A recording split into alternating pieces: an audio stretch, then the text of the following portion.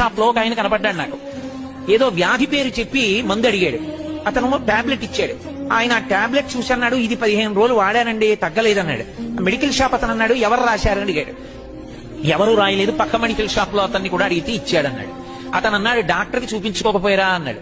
అంటే అతను నవ్వేసి, ఇంకేదైనా ఉంటే ఇద్దరు కాస్త చీప్ గా ఉన్నది అన్నాడు. అంటే అతను నవ్వేసి ఏదో టాబ్లెట్ ఇచ్చాడు, ఓ వారం వేసుకుని డాక్టర్ దగ్గరికి వెళ్ళాడు. నేను అతను నాకు బాగా సన్నిహితుడు. నేను మెట్లు దిగిపోయాక అడిగా, ఏమయ్యా డాక్టర్ దగ్గరికి వెళ్లకుండా ఇలా ఎందుకు వాడుతున్నావు మెడికల్ షాపుల్లో అని.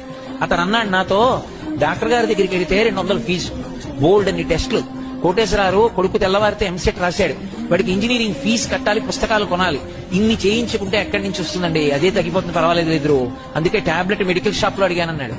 నాకు ఎంత బాధేసిందో.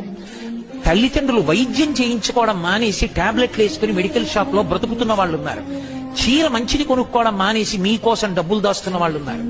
తాము బంగారం చేయించుకోవడం మానేసి మీ పెళ్లికి రేపు నగల కోసం దాస్తున్న వాళ్ళు ఉన్నారు.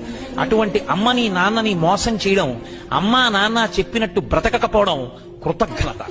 అందుకని కనీసంలో కనీసం ఎప్పుడైనా ఒక తప్పు ఆలోచన వస్తే మీ అమ్మగారిని నాన్నగారిని జ్ఞాపకం తెచ్చుకోండి.